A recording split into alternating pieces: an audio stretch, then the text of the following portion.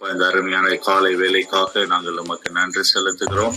எத்தனை பேருக்கு கிடைக்காத ஸ்லாக்கியத்தை கர்த்தர் நீர் இந்த வேலையில நீர் எங்களுக்கு தந்திருக்கிறீர். அதற்காக நாங்கள் உமக்கு நன்றி செலுத்துகிறோம். அப்பா, இந்த வேலையில கூட உம்மை ஆராதிக்கும்படியாக, உம்மை தொழுது கொள்ளும்படியாக, அநேக விண்ணப்பங்களை வேண்டுதலுடைய சன்னிதானத்திலே கொண்டு வரும்படியாக கர்த்தர் நீர் பாராட்டின கிருபைக்காக, நல்ல ஒரு சங்கீதத்தை தியானிக்கும்படியாக கர்த்தர் பாராட்டின கிருபைக்காக நாங்கள் உமக்கு நன்றி செலுத்துகிறோம். இப்பொழுது வேதத்துல இருக்கிற அதிசயங்களை காணும்படியாக இந்த நாளிலே கர்த்தர் நீர் எங்களோடு பேசும்படியாக தகப்பனே நாங்கள் எங்களை அர்ப்பணிக்கிறோம்.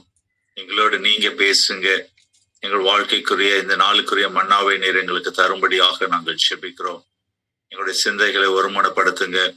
எந்த ஒரு தகப்பனே தடங்களும் இடையூறும் இல்லாதபடி கர்த்தர் நீர் பாதுகாத்துக் கொள்ளும்படியாக நாங்கள் ஜெபிக்கிறோம். தொடர்ந்து முடி கிருபை தயவு கூட இருக்கட்டும். இயேசு கிறிஸ்து ஜெபிக்கிறோம் நல்ல பிதாவே, ஆமீன் ஆமீன். கர்த்தராகிய இயேசு கிறிஸ்து நாமத்திலே உங்கள் அனைவருக்கும் அன்பின் வாழ்த்துக்களை தெரிவித்துக் கொள்கிறேன். இந்த நாளில கூட நம்ம வேதாமத்திலிருந்து சில வசனங்களை வாசித்து நம்ம தியானிக்க இருக்கிறோம். அநேக நேரங்களில் நம்முடைய ஆவிக்குரிய வாழ்க்கையில, உலக பிரகாரமாக வாழ்க்கையில நம்ம பார்க்கும் பொழுது இல்லையா, நம்ம அநேக நடவடிக்கைகளை அநேக காரியங்களை நம்ம செய்து கொண்டு இருக்கிறோம் இல்லையா. அநேக காரியங்கள் இல்லையா அன்னோட்டிஸா போயிடும் இல்லையா. அதாவது நம்ம நான் சொல்றேன், நான் எவ்வளவு செஞ்சிருக்கேன், என்னை யாருமே ரெகனைஸ் பண்ணலையே. நம்ம அநேக காரியங்களை செஞ்சு கொண்டோம், என்னை யாருமே பாராட்டலையே. அநேக காரியங்கள், அநேக உழைப்பு நான் செஞ்சு கொண்டு இருக்கிறேன், இதுக்கு ஒரு இல்ல ரிட்டர்ன் பதில் எதுவுமே கிடைக்கலையே அப்படி சொல்லி அநேக நேரங்களில் நம்மை நாமே கேள்வி கேட்பதுண்டு, நம்மை நாமே யோசித்து பார்ப்பது உண்டு இல்லையா. நம்ம செய்யறது வெளியில தெரியுதா இல்லையா இல்லையா. உலக பிரகாரமாக சொல்லுவாங்க, என்ன தெரியுமா சொல்லுவாங்க இல்லையா, நல்லா படம் போடுறான் ஐயா அப்படி சொல்லி. வேலை செய்யறானோ இல்லையா, நல்லா படம் போடுறான். கம்பெனியா இருந்துச்சுன்னா என்ன சொல்லுவாங்க, ஒரு நல்ல மேனேஜ்மெண்ட் கிட்ட நல்ல பேர் வாங்கறதுக்கு நல்லா படம் போடுறான் ஐயா அப்படின்னு சொல்லி பேசுவான். ஆனா உள்ளான காரியங்கள்ல நம்முடைய ஆவிக்குரிய வாழ்க்கை, குடும்ப வாழ்க்கை அப்படின்னு சொல்லி நம்ம பார்க்கும் பொழுது நம்முடைய காரியங்களை அறிந்திருக்கிறது யாரு, நம்முடைய காரியங்களை தெரிந்து நமக்கு உதவி செய்கிறது யாரு அப்படின்னு சொல்லி அநேக நேரங்கள்ல குழப்பமா இருக்கு. குடும்பத்துல பாத்தீங்கன்னா நீங்க அநேக உழைப்பு கணவன் பார்த்து ஆம்பளைங்களாத வேலைக்கு போயிட்டு வராங்க. இந்த காலத்துல பெண்களும் வேலை செய்யறாங்க. அவர்களோட உழைப்பு, அவருடைய காரியங்களை யாரும் இல்லை பண்ண மாட்டாங்க இல்லையா. அது இருக்கட்டும், அது ஒரு சைட்ல இருக்கட்டும், ஆனா இந்த வேலையும் செய்யுங்க அப்படிதான் சொல்லி அநேக நேரங்கள்ல உலக பிரகாரமாக நம்ம சிந்திக்கிறது உண்டு, செயல்படுகிறது உண்டு. இந்த நாளில வேதாகமத்தின பார்க்கும்போது நம்முடைய காரியங்களை அறிந்திருக்கிற தேவன் ஒருவர் உண்டு. அல்லேலூயா. நம்முடைய காரியங்களை, நம்மை முழுவதுமாக, நம்முடைய நடவடிக்கைகளை, நம்மை போக்க வரத்தை, நம்முடைய சிந்தையை அறிந்திருக்கிற ஒரு தெய்வம் உண்டு. அவர் தான் இயேசு கிறிஸ்து. அல்லேலூயா. அப்படியான ஒரு தெய்வம் எப்படி என்ன சொல்றாரா இந்த நாள்ல பாத்தீங்கன்னா, கர்த்தர் அறிந்திருக்கிறார். நம்முடைய ஒவ்வொரு காரியங்களையும் அவர் அறிந்திருக்கிற தேவனா இருக்கிறார் இல்லையா. அதனால செய்தியின் தலைப்பு கர்த்தர் அறிந்திருக்கிறார் என்று சொல்லி நம்ம பார்க்கிறோம். அதற்கு ஆதாரமாக சங்கீதம் 139 முதலாம் வசனத்தை நம்ம வாசிப்போம். சங்கீதங்களின் புஸ்தகம் 139 139 கர்த்தாவே நீர் என்னை ஆராய்ந்து அறிந்திருக்கிறீர். ஆமென். கர்த்தாவே நீர் என்னை ஆராய்ந்து அறிந்திருக்கிறீர் இல்லையா. அந்த அதிகாரத்தை நீங்க பாத்தீங்க அப்படி சொல்லணும், ஃபுல்லா பாத்தீங்க அப்படின்னு சொன்னா இன்னொரு இடத்துல சொல்லிருக்காரு, அவர் நம்மளுடைய உட்காருதலையும் எழுந்திருக்குதலையும் அவர் அறிந்திருக்கிறார் என்று சொல்லிப்பார். நம்முடைய காரியங்களை, நம்முடைய எல்லா சூழல்களையும் அவர் அறிந்திருக்கிற தேவனாக இருக்கிறார். உலக பிரகாரமாக நீங்க பாத்தீங்க அப்படின்னு சொன்னா கூட இருக்கிறவங்களுக்கு கூட நம்முடைய காரியங்கள் அவ்வளவாக தெரியாது. ஆனால் நம்முடைய தேவனாகிய கர்த்தர் இயேசு கிறிஸ்து நம்முடைய காரியங்கள் அறிந்திருக்கிறார். எப்படி அறிந்திருக்கிறாரா, என்னை ஆராய்ந்து அறிந்திருக்கிறீர். மேலோட்டமா இல்லை, உலக பிரகாரமாக இல்லை, நம்முடைய இருதயத்தின் சிந்தைகள், நம்முடைய நடவடிக்கைகள், நம்முடைய போக்குவரத்து எல்லாவற்றையும் அவர் அறிந்திருக்கிறார் என்று சொல்லிப்பார். அதே சங்கீதத்துல 139 சங்கீதத்துல 4வது வசனத்தை பாத்தீங்க அப்படி, என் நாவினால் சொல் புறவாததற்கு முன்னே இதோ கர்த்தாவே அதையெல்லாம் நீர் அறிந்திருக்கிறீர். ஆமென். 2வது வசனத்தை வாசிப்போம். 2வது வசனத்தை, என் உட்காருதலையும் என் எழுந்திருத்தலையும் நீர் அறிந்திருக்கிறீர், என் நினைவுகளை தூரத்திலிருந்து அறிகிறீர். ஆமென். கர்த்தர் நம்முடைய எல்லா காரியங்களையும் அவர் அறிந்திருக்கிறார். 3வது வசனத்துல அதே மீனிங்ல தான் இருக்குல்ல, என் வழிகள் எல்லாம் உமக்கு தெரியும். அவருக்கு மறைவானது ஒன்றுமே இல்லை. எல்லாவற்றையும் அவர் அறிந்திருக்கிற தேவனாய் இருக்கிறார். இந்த நாளில நம்ம எதையும் குறித்து யோசித்து கொண்டு, என் நினைவுல, என் சிந்தையில என்னுடைய பாரம் இப்படியாக இருக்கிறதே, எனக்கு கவலை இப்படியாக இருக்கிறதே, கண்ணீர் இப்படியாக இருக்கிறதே, நான் கஷ்டப்பட்டு கொண்டு இருக்கிறேனே அப்படின்னு சொல்லி இல்லையா அங்கலாய்க்காதபடி கர்த்தருடைய பாதத்துல நம்ம காத்திருக்கும் போது, அவர் என்னுடைய காரியங்களை அறிந்திருக்கிறார், எனக்கு உதவி செய்வார் என்று சொல்லுகிற அந்த சிந்தை நமக்குள்ள காணப்பட வேண்டும். எல்லாவற்றையும் அறிந்திருக்கிற தேவன் இந்த நாளிலே உதவி செய்ய வல்லவராயிருக்கிறார். எல்லாவற்றையும் அறிந்திருக்கிற தேவன் நமக்கு உதவி செய்ய வல்லவராயிருக்கிறார். அவருக்கு மறைவானது ஒன்றுமே இல்லை. அவருக்கு மறைவானது ஒன்றுமே இல்லை என்று சொல்லி நம்ம பார்க்கிறோம். அவருக்கு மறைவானது ஒன்றுமே இல்லை.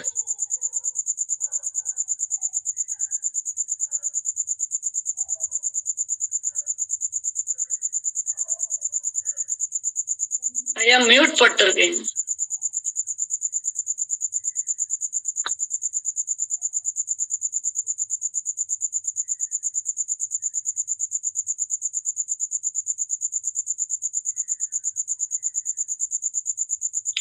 கட் ஆயிடுச்சப்பா? இல்ல ஐயா மியூட் போட்டுக்கிறாரு. ஐயா கேக்குதுங்களா?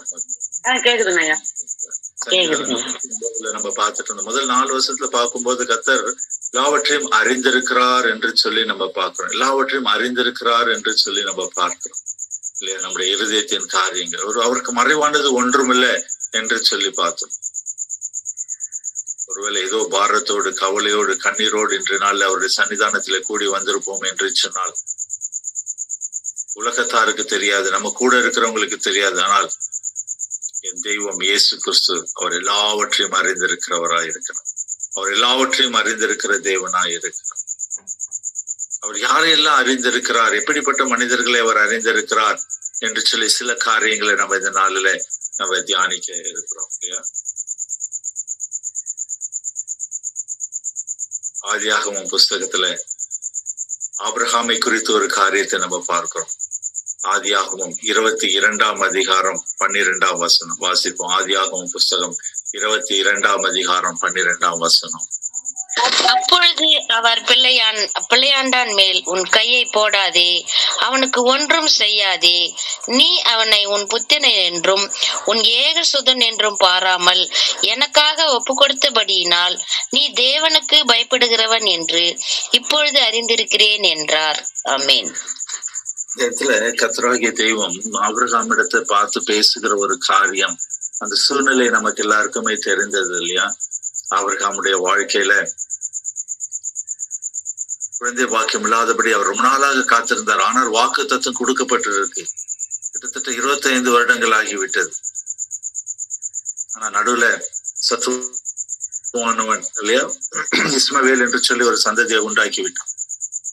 அந்த குழந்தை இஸ்மவேல குழந்தை கிட்டத்தட்ட ஒரு இல்லையா 14 வருஷங்கள் அவர்கள் வளர்த்து நல்லா சந்தோஷமா இருந்தாங்க. அதுக்கப்புறமா ஈசாக்கு பிறக்கிறாரு. ஈசாக்கு பிறந்ததுக்கு அப்புறமா குடும்பத்துல பிரச்சனை வருது. என்ன நடக்குது, என்ன பண்றாங்க, இஸ்மவேல அவருக்கு சரியான பாகங்கள் எல்லாம் பிரிச்சு இஸ்மவேல தனியா செட்டில் பண்ணி அனுப்பிட்டாங்க. செட்டில் பண்ணி அனுப்புனதுக்கு அப்புறமா இல்லையா கையில இப்ப இருக்கிறது யாரு, ஈசாக்கு மட்டும் தான் கையில இருக்கிறார். நல்ல ஆவிக்குரிய சத்தியத்தை நல்லா புரிஞ்சு கொள்ளுங்க. கர்த்தர் எப்போ சோதனையை கொண்டு வருவாரு, கர்த்தர் எப்போ சோதனையை கொண்டு வரு. நம்ம கிட்ட எல்லாம் இருக்கும்போது சோதனையை கொண்டு வந்தா நம்ம என்ன பண்ண மாட்டோம், கவலைப்பட மாட்டோம். வீட்டுல மூட்டை மூட்டையா பைசா வச்சுட்டு இருந்தீங்க அப்படின்னு சொன்னா ஒரு பிரச்சனை வந்துச்சுன்னா நம்ம கர்த்தரை தேட மாட்டோம், கவலைப்பட மாட்டோம், பாத்துக்கலாம் அப்படின்னு சொல்லி ஒரு எண்ணம் இருக்கும். கர்த்தர் எப்போ ஈசாக்க பலியிடும்படியாக சொல்றாரு அப்படின்னு சொன்னா இஸ்மவேலை பேக்கப் பண்ணி அவர் அனுப்பிடுறாங்க. போதும்பா, நீங்க இருந்தது போதும் அப்படின்னு சொல்லி அவங்க ஆதாருக்கு எல்லாம் செட்டில்மெண்ட் பண்ணி அவங்க இந்த வீட்டுல இனிமேட்டு உனக்கு பங்கு கிடையாதுன்னு சொல்லி அனுப்பிட்டாங்க. அப்படி அனுப்புனதுக்கு அப்புறமா கையில இருக்கிறது ஒன்லி ஈசாக். அந்த சூழ்நிலையில தான் கர்த்தர் என்ன பண்றாராம், ஆபிரகாமை சோதனை செய்தார் என்று சொல்லி பார்க்கிறோம். கர்த்தர் ஆபிரகாமை சோதித்தார் என்று சொல்லி அந்த வசனம் ஆரம்பிக்கிறது பார்க்கணும். 22ஆம் அதிகாரத்துல நம்ம அதை பார்க்க முடியும். 22ஆம் வசனம் 1ஆம் அதிகாரம் 1ஆம் வசனம் பாருங்களேன், வாசிப்போம். ஆதியாகமம் 22:1.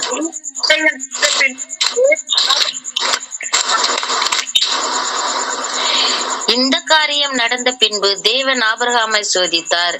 எப்படியெனில் அவர் அவனை நோக்கி, ஆபிரகாமே என்றார். அவன் இதோ அடியேன் என்றான். ஆமென்.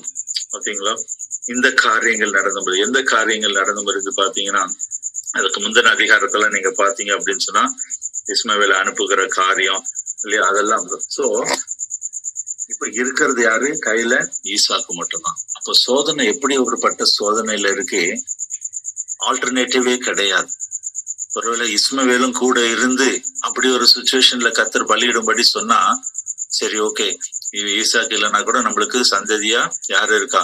இஸ்மவேல் இருக்கா. உலக பிரகாரமான யோசனைகள்ல நம்ம அப்படிதான் யோசிப்போம். இது இல்லைன்னா அது அப்படின்னு சொல்லி யோசிக்கிற தோணும் இல்ல, உலக பிரகாரமாக. கர்த்தர் ஆவிக்குரிய சோதனையை நம்முடைய வாழ்க்கையில அனுமதிக்கும் போது முற்றிலும் வறண்ட ஒரு சூழ்நிலையில கர்த்தர் நம்மை கொண்டு வந்து நிறுத்துவார். யாருமே உதவி செய்ய இருக்க மாட்டாங்க. எந்த திசையில இருந்து நமக்கு ஒத்தாசை இருக்காது. தலைக்கு மேல வெள்ளம் போச்சுன்னு சொல்லுவாங்கல்ல, அந்த மாதிரி ஒரு சூழ்நிலை. அது மாதிரி ஒரு சூழ்நிலையில கர்த்தர் அனுமதிக்கிற சோதனையில நாம் எப்படியாக நம்முடைய ரியாக்ஷன் இருக்கிறது, அதை தான் கர்த்தர் எதிர்பார்க்க. அதுக்கு நம்ம எப்படி செவி கொடுக்கிறோம், அதற்கு நாம எப்படி கீழ்ப்படுகிறோம் இல்லையா, அதை கர்த்தர் எதிர்பார்க்கிறார். அந்த ஒரு காரியத்துலதான் நமக்கு தொடர்ந்து படிச்சோம்னா என்ன நடந்ததுலாம் தெரியும் இல்லையா. அந்த நடந்த காரியங்கள்லாம் நம்ம ஏற்கனவே அதே மாதிரி தியானித்து இருக்கலாம். ஆனா அதுல ஆபிரகாம் உண்மையும் உத்தமமா இருந்தபடினால கர்த்தர் என்ன சொல்றாரு, அந்த 12வது வசனத்துல வாசிப்போம் ஒரு தடவை. ஆதியாகமம் 22:12. அப்பொழுது அவர், பிள்ளையாண்டான் மேல் உன் கையை போடாதே, அவனுக்கு ஒன்றும் செய்யாதே. நீ அவனை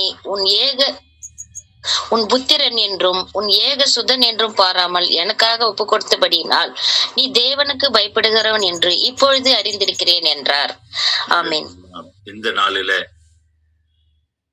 சோதனையோடு, பிரச்சனையோடு, போராட்டத்தோடு, நிந்தையோடு, அவமானத்தோடு, கண்ணீரோட ஒரு பாதையை நம்ம கடந்து கொண்டு இருக்கிறோமா?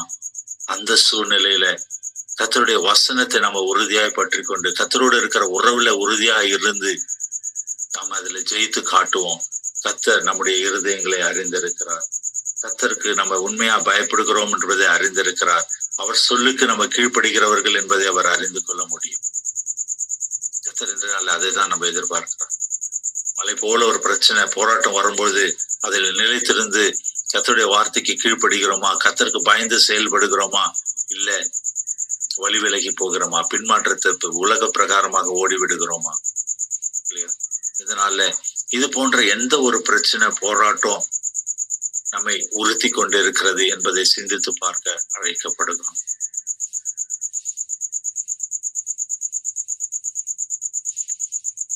கர்த்தருக்கு பயப்படுகிறவர்களை அவர் அறிந்திருக்கிறார். கர்த்தரை தேடுகிற வாழ்க்கை, அவருக்கு பயந்திருக்கிற வாழ்க்கை நம்முடைய வாழ்க்கையில காணப்படுகிறதா? எல்லா சூழ்நிலைகளும் கீழ்ப்படுகிற குணம், எல்லா சூழ்நிலைகளும் கீழ்ப்படுகிற குணம் நம்மிடத்துல காணப்படுகிறதா என்று சொல்லி, அடுத்தபடியாக நாகும் என்ற தீர்க்கதரிசியின் புஸ்தகம் 1ஆம் அதிகாரம் 7வது வசனம். நாகும் 1ஆம் அதிகாரம் 7ஆம் வசனம். இதுல நீங்க இக்கட்ட நாளிலே அரணான கோட்டை தம்மை நம்புகிறவர்களை அறிந்திருக்கின்றார். ஆமென். அல்லேலூயா. கர்த்தர் அவரை நம்புகிறவர்களை அறிந்திருக்கிறார். அவரை அறிந்திருக்கிறார். பயப்படுகிறவர்களை அறிந்திருக்கிறார் என்று சொல்லி பார்த்தோம். இரண்டாவதாக அவர் நம்புகிறவர்களை அறிந்திருக்கிறார். எப்போ நம்புகிறதான்? கர்த்தர் நல்லவர், இக்கட்டு நாளிலே அரணான கோட்டையா இருக்கிறார். தம்மை நம்புகிறவர்களை அவர் அறிந்திருக்கிறார். ஒருவேளை இக்கட்டான சூழ்நிலை, அப்படி ஒரு சூழ்நிலை இருக்கும்போது நம்முடைய நம்பிக்கை எங்கே இருக்கிறது? கர்த்தரை சார்ந்து இருக்கிறோமா? உலக பிரகாரமாக சார்ந்து இருக்கிறோமா? வேதாகமும் திட்டமும் தெளிவா சொல்லுகிற ஒரு காரியம், கர்த்தரை சார்ந்து இருக்க வேண்டும். இக்கட்டு நாளிலே அவர் அரணான துணையாக இருக்கிறார்.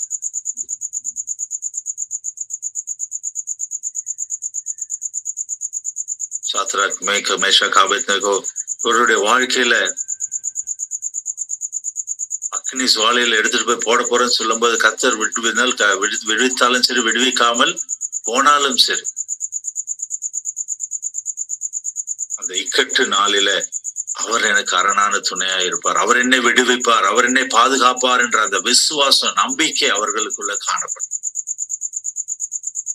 அப்படி நம்புகிறவர்களை அவர் அறிந்திருக்கிறார். நம்முடைய நம்பிக்கை எங்க இருக்கிறது?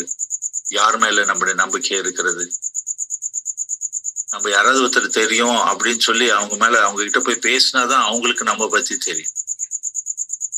நம்முடைய நம்பிக்கை கர்த்தரை சார்ந்து இருக்க வேண்டும், கர்த்தரை சார்ந்து இருக்க வேண்டும். அப்படி அவரை சார்ந்து நம்முடைய காரியங்களை அவருக்கு அனுதினமும் ஜெபிக்கும் போது, வேதத்தை வாசிக்கும் போது, அனுதினமும் அவரோட இருக்கிற அந்த குவைட் டைம் அப்படின்னு சொல்லி அமைதியான நேரம், கர்த்தருக்கும் நமக்கு இடைப்பட்ட ஒரு 1/2 மணி நேரம் டெய்லி காலையிலும் சாயங்காலம் உட்கார்ந்து அவருடைய சன்னிதானத்துல தியானித்து, வேதத்தை தியானித்து, ஜெபித்து நம்முடைய காரியங்களை அவரிடத்துல எடுத்து சொல்லணும். உடனே நம்ம கேட்கலாம், ஐயா நான் ஜெபம் பண்ணாதான் கர்த்தருக்கு தெரியுமா, நான் ஜெபம் பண்ணா அவருக்கு தெரியாதா? அப்படி இல்லவே இல்லை. அவர் பூமி எங்கும் அவருடைய கண்கள் நோக்கமா இருக்கிறது. அவர் எல்லாரையும் பார்க்கிறார், அறிந்திருக்கிறார். ஆனால் என்னுடைய மகன், என்னுடைய மகள் என்னிடத்துல பேச வேண்டும், என்னுடைய காரியங்களை சொல்ல வேண்டும் என்று சொல்லி அவர் வாஞ்சியோடு காத்து கொண்டிருக்கிறார். அவரை நம்பி இருக்கும்போது அவர் நம்புகிறவர்களை அறிந்திருக்கிறார் என்று சொல்லி பார்க்கிறோம். 2 காரியங்களை பார்த்தோம். 3வதாக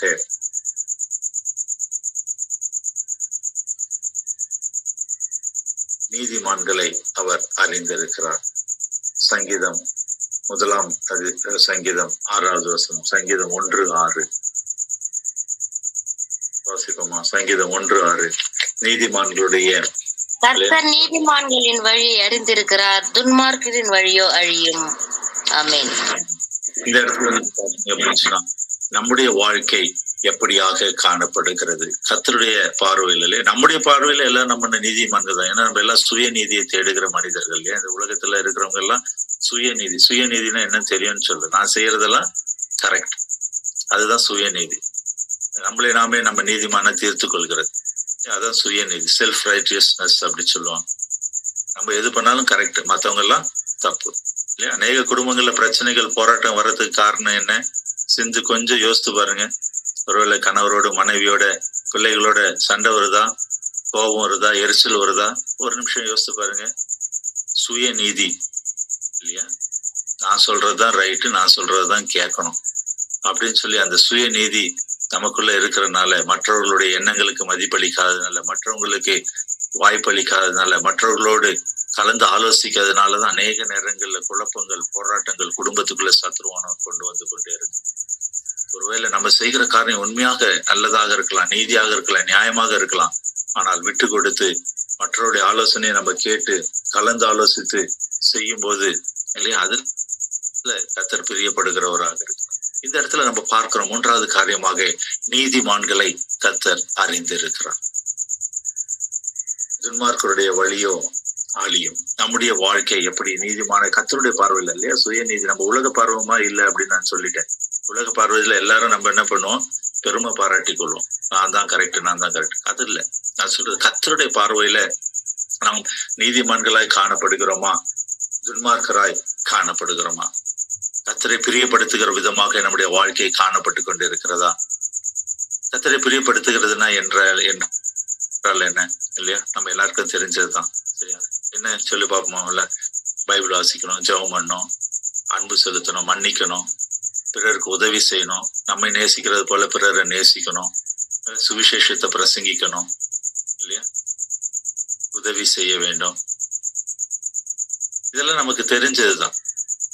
அப்போ கர்த்தருடைய வழி இன்னதென்று நாம் அறிந்து அதன்படி நம்ம செய்ய ஆயத்தப்படணும். கர்த்தருக்கு பிரியமானது என்ன என்பதை அறிந்து செயல்படணும். அப்பொழுதுதான் நம்ம நீதிமானா காணப்படுவேன். சுய நீதி கிடையாது. நான் அதை பண்ணிட்டேன், இதை பண்ணிட்டேன் இல்லையா, இவ்வளவு காணிக்க கொடுக்குறேன், இத்தனை பேர் இது பண்ணிருக்கேன், அதை பண்ணிருக்கேன் அப்படி சொல்லி பெருமை பாராட்டுகிற அந்த ஒரு காரியம் கர்த்தருடைய பார்வையில எது நீதியாக காணப்படுகிறது என்பதை நாம் அறிந்து செயல்பட வேண்டும். மத்திய 25ஆம் அதிகாரத்துல சொல்லியிருக்கிறபடி இல்லையா, கர்த்தர் வலதுபுறமும் இடதுபுறமும் பிரிக்கிற வேலையில நாம் எந்த சைட்ல நின்றுட்டு இருப்போம் அதுதான் கர்த்தர் அறிந்திருக்கிறார். வேற எது காரியத்தையும் அவர் அறியல. அவர் கேட்கிற காரியம், நான் வியாதியா இருந்தேன், சிறையில இருந்தேன், பட்டினியா இருந்தேன், குளிரா இருந்தேன், எல்லாத்தையும் அவர் கேட்கிறார். இவைகளில நாம் எங்க இருக்கிறோம்? விசேஷமாக இந்த பண்டிகை நாட்களில, கிறிஸ்துமஸ் காலங்களில நமக்கு நல்ல ஒரு ட்ரெஸ் எடுக்கணும், நமக்கு நல்ல ஒரு வீட்டுல பலகாரம் செய்யணும், நல்ல விருந்து செய்யணும் இல்லையா, நல்ல ட்ரெஸ் வாங்கணும் அப்படின்னு சொல்லி நினைக்கிற காரியங்கள்ல மற்றவர்களை, ஏழை எளிய மக்களுக்காக நம்ம என்ன கரிசனை உள்ளவர்களாக இருக்கிறோம். நம்மை விட பின்தங்கிய ஏழை இருக்கிறவனோட உடனே நம்ம அநேகருடைய மனதுல வர காரியம், ஐயா நானே கஷ்டப்பட்டு இருக்கேன், எங்க பிள்ளைங்களுக்கு ட்ரெஸ் வாங்கவே கஷ்டமா இருக்கு, எங்க வீட்டுல ஒரு நல்ல காரியம் பண்றதுக்கு கஷ்டமா இருக்கு இல்லையா. உலகத்துல இருக்கிற அம்பானி, அதானி, பில்கேட்ஸ் இவங்களுக்கு கூட கடன் இருக்கு அப்படின்னு சொல்றாங்க இல்லையா. அவங்களுக்கும் கஷ்டம் இருக்கு அப்படின்னு சொல்றாங்க. எல்லாருக்கும் கஷ்டம் இருக்கு. கஷ்டம் இல்லாத மனிதர்கள், கவலை இல்லாத மனிதர்கள் இந்த உலகத்துல இல்லை. ஆனால் இருக்கிறவைகளை காட்டிலும் நம்மை விட தாழ்ந்த சூழ்நிலையில, நம்மை விட கஷ்டப்பட்டு கொண்டு இருக்கிற சூழ்நிலையில அநேகர் இந்த உலகத்துல வாழ்ந்து கொண்டு இருக்கிறாங்க.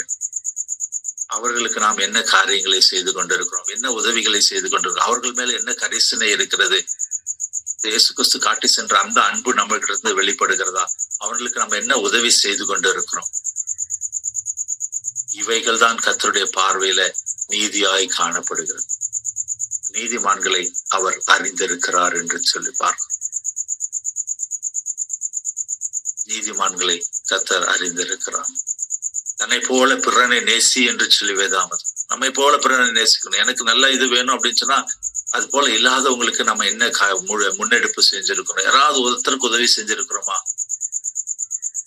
யாராவது ஒருத்தருக்கு படிக்க முடியாத பிள்ளைங்களுக்கு படிக்க வைப்பதற்கு அது உதவி செய்து கொண்டிருக்கிறோமா? கர்த்தர் இந்த காரியங்களை நம்மிடத்துல இருந்து எதிர்பார்க்கிறார். கனியுள்ள ஜீவியம், கனியுள்ள ஜீவியம். நான் கிறிஸ்தவன், ஆவிக்குரிய சபைக்கு போகிறேன் இல்லையா, இதெல்லாம் ஒரு பக்கம் இருக்கட்டும். நம்முடைய வாழ்க்கையில கனி இருக்கிறதா? நம் மூலமாக யாராவது இயேசு கிறிஸ்துவை ஏற்றுக்கொண்டு இருக்கிறாங்களா? நம்முடைய கனிகளை பார்த்து, நம்முடைய நடவடிக்கைகளை பார்த்து கர்த்தர் இன்றைய நாளில அப்படி உள்ள நீதியுள்ள வாழ்க்கை வாழ்கிறவர்களை அவர் அறிந்திருக்கிறார் என்று சொல்லுவார். 3 காரியங்களை இந்த நாள்ல நம்ம ஆராயம் பார்த்திருக்கிறோம். கர்த்தர் அறிந்திருக்கிறார். யாரை அறிந்திருக்கிறார்? அவரை பயப்படுகிறவர்களை இல்லையா, அவருடைய காரியத்துக்கு கீழ்ப்படுகிறவர்களை. சூழ்நிலைகள் தலைகீழாக இருக்கும் போது, வறண்ட ஒரு சுச்சுவேஷன் இருக்கும் போது, தலைக்கு மேல கையை விட்டு போயிடுச்சு அப்படின்ற ஒரு சூழ்நிலை இருக்கும் போது அவரை இல்லையா கீழ்ப்படிந்து அவர் சொல்லை கேட்டு அவருக்கு பயப்படுகிறவர்களை இல்லையா அவர் அறிந்திருக்கிறார். 2வதாக நம்புகிறவர்களை இக்கட்டான சூழ்நிலைகளில உலக பிரகாரமாக ஓடி செல்லாதபடி கர்த்தரை சார்ந்து இருக்கிற, கர்த்தரை நம்பி இருக்கிற, அவரே அரணான கோட்டை என்று சொல்லி அவர் மேல நம்பிக்கை வைக்கிறவர்களை அவர் அறிந்திருக்கிறார். 3வதாக நீதிமான்களை அவர் அறிந்திருக்கிறார். நீதி செய்ய வேண்டாம், சுய நீதி அல்ல, பெருமை அல்ல, மற்றவர்களுக்கு உதவி செய்கிற அந்த குணம் நம்மிடத்துல காணப்பட வேண்டும். இயேசு கிறிஸ்துவை போல மற்றவர்களை நேசிக்கும் குணம் நம்மிடத்துல காணப்பட வேண்டும். என்னை போல பிறனை நேசிக்கிற குணம் நம்மிடத்துல காணப்பட வேண்டும். 3 காரியங்கள் இதனால கர்த்தர் நம்மோடு இருக்கிறார். இன்னும் அநேக காரியங்கள்ல வேதாமத்துல நம்ம பார்க்கும்போது நம்முடைய நினைவுகளை அறிந்திருக்கிற தேவன், வியாகுங்களை, நம்முடைய அவமானத்தை அறிந்திருக்கிற தேவன் இல்லையா. நம்ம அநேக காரியங்களை சிந்திக்க முடியும். கர்த்தருக்கு சித்தமான வருகிற நாட்களில் நம்ம அவைகளை கூட நம்ம தியானிப்போம். கர்த்தர் பெரிய காரியங்களை செய்வார். இந்த நாளில ஒரு தீர்மானத்தோடு கடந்து செல்ல அழைக்கப்படுகிறோம். என்னுடைய வாழ்க்கையில கர்த்தர் எல்லாவற்றையும் அறிந்திருக்கிறார். நான் கர்த்தருக்கு ஏற்ற ஜீவியம் வாழ என்னை அர்ப்பணிக்கிறேன் என்று சொல்லி ஒப்பு கொடுப்போமா? எங்கள் அன்பின் பரம தகப்பனே, அப்பா சோஸ்திரம். தகப்பனே, உலக பிரகாரமாக அப்பா சோஸ்திரம், ஏதோ ஒரு ஆசீர்வாதத்துக்காக, நன்மைக்காக ஒருவேளை இவ்வளவு நாளாக நாங்கள் உம்மை தேடிக்கொண்டிருந்தோம் என்று சொன்னால், கர்த்தாவே இந்த நாளில நாங்கள் நன்மை செய்கிறவர்களாக மாறும்படியாக நீர் எங்களை உயர்த்தும்படியாக நாங்கள் உன் பாதப்படியில வருகிறோம். தகப்பனே, எங்களை நன்மை செய்கிறவர்களாக மாற்றுங்க. இருக்கிறவைகளில உண்மை உள்ளவர்களாக காணப்பட கிருபை செய்யுங்க. அப்பா சோஸ்திரம், 10 ரூபாய் இருந்தா அது 1 ரூபாய் மற்றவர்களுக்கு உதவி செய்யணும்ன்ற எண்ணம் எங்களுக்குள்ள காணப்பட வேண்டும். அப்படியாக நாங்கள் செய்யும்போது கர்த்தர் நீர் எங்களை அறிந்திருக்கிறீர், எங்கள் மேல பிரியமாய் இருக்கிறீர், எங்களை ஆசீர்வதிக்கிறீர், எங்களை உயர்த்துகிறீர், உண்மையும் உத்தமம் உள்ள ஊழியக்காரனே என்று சொல்லி நீர் எங்களை அழைக்கிறீர். அதற்காக உமக்கு நன்றி செலுத்துகிறோம். நீர் கொடுத்திருக்கிற தாளந்துகளை நாங்கள் உபயோகித்து தகப்பனே அப்பா சோஸ்திரம் தகப்பனே உங்களுடைய நாமத்தை உயர்த்த எங்களுக்கு உதவி செய்யுங்க. ஒரு தாளந்தை பெற்றவன் புதைத்து வைத்தது போல எங்களுக்கு நீர் கொடுத்திருக்கிற தாளந்தை புதைத்து வைத்து விடாதபடி தகப்பனே இருக்கிற அந்த ஒரு தாளந்தும் பறிபோய் விடாதபடி நாங்கள் விழிப்புள்ளவர்களாக இருக்க எங்களுக்கு உதவி செய்யும். நல்ல கர்த்தர் நீர் எங்களோடு பேசியிருக்கிறீங்க, ஒவ்வொருவரோடும் இடைப்பட்டிருக்கிறீங்க, ஒவ்வொருவரோடும் தகப்பனே என்ன காரியங்களை செய்ய வேண்டும் என்று சொல்லி தகப்பனே அப்பா சோஸ்திரம் இடைப்பட்டிருக்கீங்க. அதற்காக உமக்கு நன்றி. விசேஷமாக இந்த பண்டிகை நாட்கள்ல தகப்பனே நாங்கள் அப்பா எங்களுடைய குடும்பத்திற்கென்று ஆயத்தப்படும் போது தகப்பனே அப்பா சோஸ்திரம் தகப்பனே அட்லீஸ்ட் ஒரு 2 குடும்பம் தகப்பனே அப்பா எங்களை சார்ந்து இருக்கிறவங்க, எங்களை விட தகப்பனே கஷ்டத்தோடு இருக்கிறவங்களுக்கு உதவி செய்ய ஒரு தீர்மானம் எடுக்க நீர் உதவி செய். அப்படியான நல்ல இருதயங்களை நீர் அறிந்திருக்கிறீர். ஆசீர்வதிங்க, ஆசீர்வதிங்க, கையின் பிரயாசங்களை ஆசீர்வதிங்க, உலக பிரகாரமான காரியங்களை ஆசீர்வதிங்க, பிள்ளைகளுடைய படிப்பு காரியங்களை ஆசீர்வதிங்க, திருமண காரியங்களை குடும்பத்துல ஆசீர்வதிங்க, திருமண தேவைகளை சந்திங்க, குழந்தை பாக்கியம் இல்லாதவர்களுக்கு குழந்தை பாக்கியத்தை நீர் கட்டளையிடுமாறு ஜெபிக்கிறோம். ஊழியத்தின் பாதையில புதிய ஆத்துமாக்களை அநேக ஆத்துமாக்களை தரும்படியாக நாங்கள் ஜெபிக்கிறோம். வேலை ஸ்தலங்களில் தகப்பனை ஒரு உயர்வை கட்டளையிடும்படியாக நாங்கள் ஜெபிக்கிறோம். நல்ல இன்கிரிமெண்ட் ப்ரொமோஷன் கிடைக்க கிருபை செய்யுங்க. அதிகாரிகள் கண்ணில் தயவு கிடைக்க கிருபை செய்யுங்க. போக்கையும் வரத்தையும் பாதுகாத்துக்கள் எல்லா வியாதி விக்கனங்களை கர்த்தர் நீர் எடுத்து போடும்படியாக நாங்கள் ஜெபிக்கிறோம். கர்த்தர் ஒரு விடுதலை கொடுக்கிற தேவன், விடுதலை கொடுக்கிற தேவன். கர்த்தர் இந்த நாளில தகப்பனே எல்லாருக்கும் ஒரு விடுதலை கொடுங்க, சுகத்தை கொடுங்க, ஆரோக்கியத்தை கொடுங்க, உலக பிரகாரம் ஆசீர்வாதத்தால் நிரப்புங்க, ஆவிக்குரிய உன்னத அனுபவத்தினால வரங்கள்னால நிரப்பும்படியாக நாங்கள் ஜெபிக்கிறோம். Thank you Lord, thank you Jesus. கர்த்தர் நீர் அப்படி செய்கிறபடினாலே உமக்கு நன்றி, நன்றி, நன்றி, நன்றி. ஒவ்வொரு நாளும் அதிகாலை வேளையில தகப்பனை தவறாமல் வந்து பங்கு பெறுகிற ஒவ்வொரு பிள்ளைகள் மேல நம்முடைய ஆசீர்வாதம் அபிர்விதமாய் தங்கி இருக்கும்படியாக நாங்கள் ஜெபிக்கிறோம். ஒவ்வொருவரையும் அறிந்திருக்கிறீர். அதற்காக நாங்கள் நன்றி, நன்றி, நன்றி செலுத்துகிறோம். உங்களை தாழ்த்தி நம்முடைய கரத்துல ஒப்புக் கொடுக்கும். இப்ப இயேசு கிறிஸ்துவின் ஜெபிக்கிறோம் நல்ல பிதாவே. ஆமென், ஆமென்.